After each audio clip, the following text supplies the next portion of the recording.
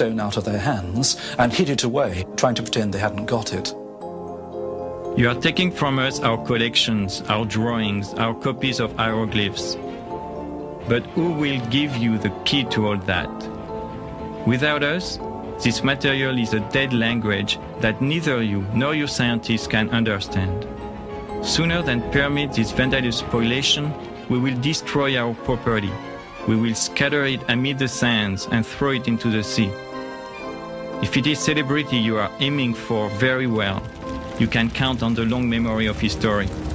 You too will have burnt a library in Alexandria. Member of the French Institute in Cairo, 1801. General Jacques Menou, now in command after Napoleon's flight back to France, attempted to keep the Rosetta Stone in French hands. After failing in an attempt to smuggle the stone out of Egypt by ship, Menou had it wrapped in cloth and hidden among his private possessions. If confronted, Menou would claim it was his personal property and thus exempt from forfeiture. Knowing the French would try to slip the Rosetta Stone out of the country, the British military brought in William Hamilton from Greece to Egypt. He had an eye for the antiquities of the world. While in Greece, he was instrumental in acquiring the Elgin marbles from the Parthenon in Athens. The British knew he would not leave Egypt without more treasures for the king. Hamilton and the British military suspected Menou of hiding the stone. When confronted at his home in Alexandria, Menou protested vigorously his right to keep the stone, but the British officers were insistent. At the point of a gun, Menou agreed the French were on the losing end of this battle.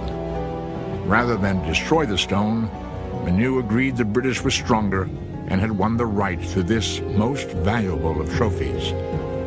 William Hamilton confirmed the stone was authentic, and the British Army finally took possession of their prize. The Rosetta Stone was immediately shipped back to England, arriving in February 1802. England now had the key, but the French had made copies. The race began in earnest now to see who would decipher its cryptic mysteries first. With all the power and riches of Egypt at hand, fame and glory was destined to the man who found the key. As nations watched, top scholars battled each other to be the one who opened the door. How did bitter rivalries develop between friends? Who were the men who tried and failed to crack the code? Would the Rosetta Stone ever reveal its answers? While ancient Egypt was being rediscovered by the French and English, significant events were unfolding in other parts of the world.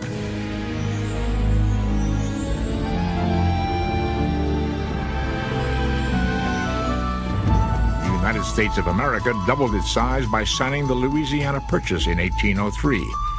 Captains Lewis and Clark would soon lead a 2-year expedition across this uncharted land.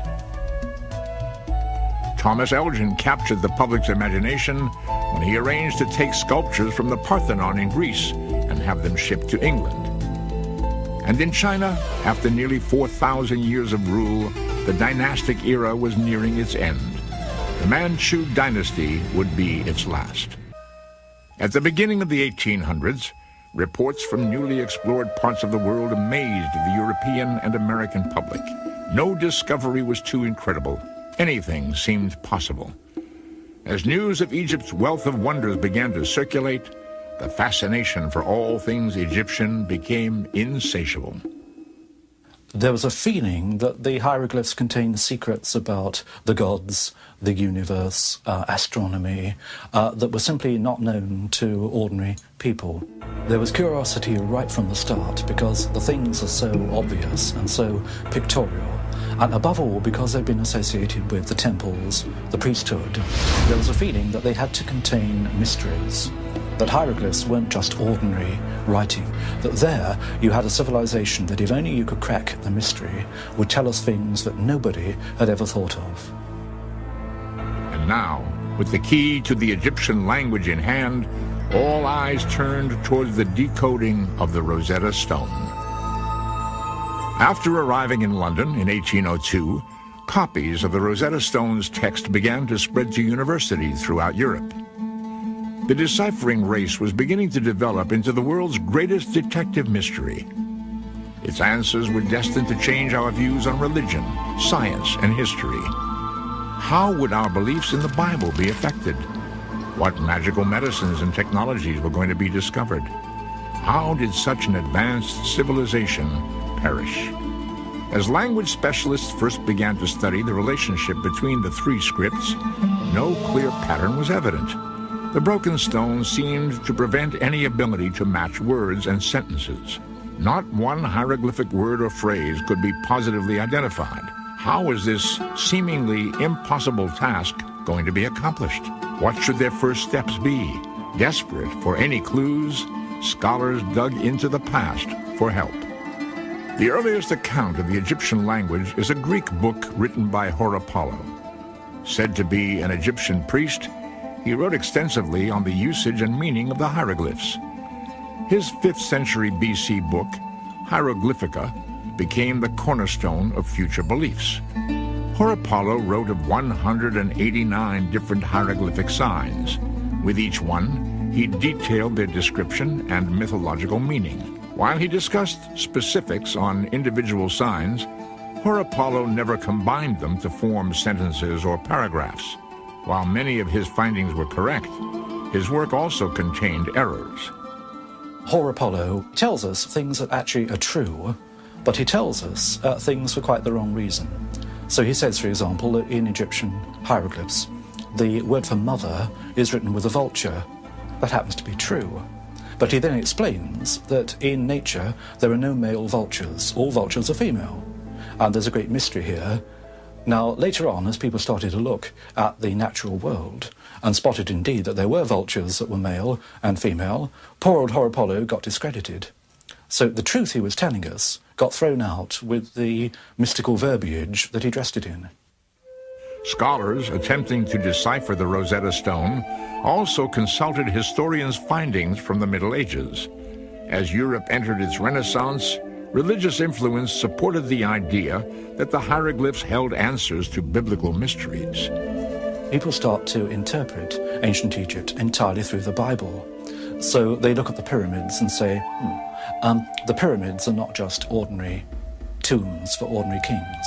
They are the granaries that Joseph, in the Bible, put up to collect the grain during the 7 good years in preparation for the 7 years of famine that were going to follow. So the mystery is kept, but it's always filtered through the idea that it reflects a story in the Bible. Scholars also reviewed the work of German mathematics professor Athanasius Kircher. He became the recognized authority on hieroglyphs during the mid-1600s. Like Horapollo before him, Kircher described each hieroglyph as representing an idea or concept. Unlike Horapollo, Kircher began to combine them into words and phrases. Furthermore, Kircher simply made up imaginary translations.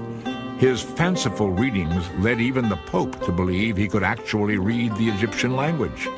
Over a century later, at the time of Napoleon's expedition, Kircher's studies were still widely held as true.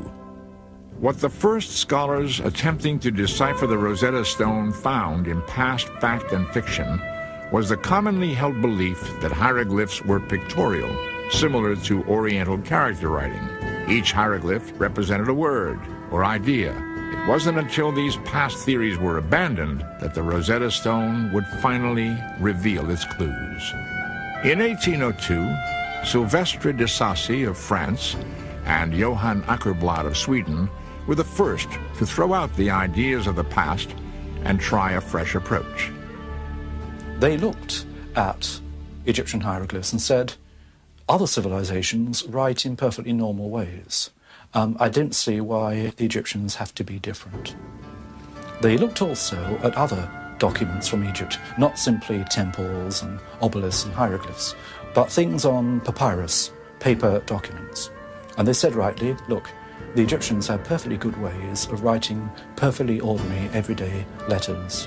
Maybe all of their writing system is rational after all. De Sacy and Åkerblad followed the premise that the demonic language used a Western system of writing. They took a number of recurring Greek words, including the pronouns he or his, and the word Greek. They then searched the demonic text for words which repeated in roughly the same locations. They verified that wherever these words occurred in Greek, they appeared in a similar pattern in the demonic. What these pioneers did was to begin to prove that the script was not just a symbolic script, that there were signs that meant individual letters, stood for individual letters. You no longer looked at it as something esoteric and full of hidden meaning.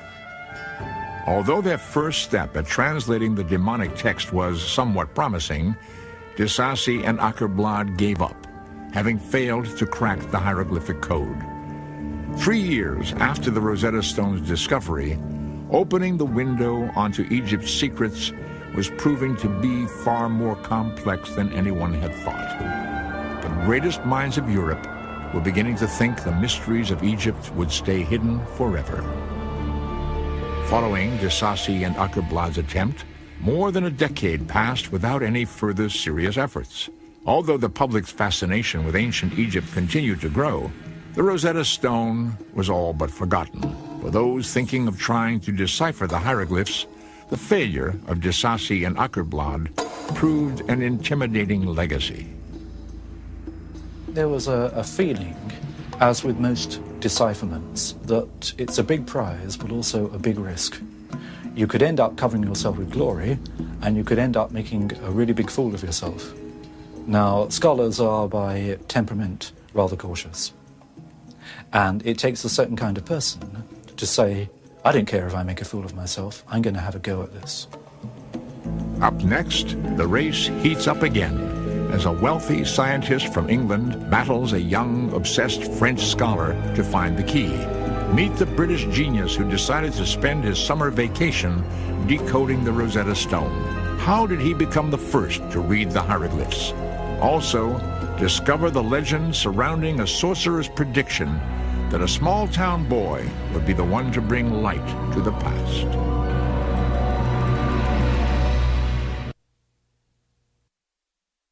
Although more tombs and temples filled with hieroglyphs were being discovered, no one seemed capable of reading ancient Egypt's secrets. This magical language seemed destined to stay buried forever. As the 15th anniversary of the discovery of the Rosetta Stone came and went, no further progress had been made on its deciphering. Although past failures at cracking its riddle seemed to prevent any future serious efforts, two men would soon step forward, each one claiming they were the first to turn the key. In the summer of 1814, a 41-year-old physician, physicist, and linguist from London took a copy of the Rosetta Stone to his country home. He decided to spend his summer vacation mulling over its puzzle. This time, the Rosetta Stone would begin to speak. Thomas Young was one of the most remarkable people that Britain has ever produced. If you do a list of his achievements, it is quite amazing. He looked at the question of light and how that works, and he comes up with the wave theory of light, which is the foundation of a lot of modern physics. He is interested in the human eye. He's interested in how it sees colour. He's interested in perception. And his notions of the human eye are at the basis of a lot of modern optics.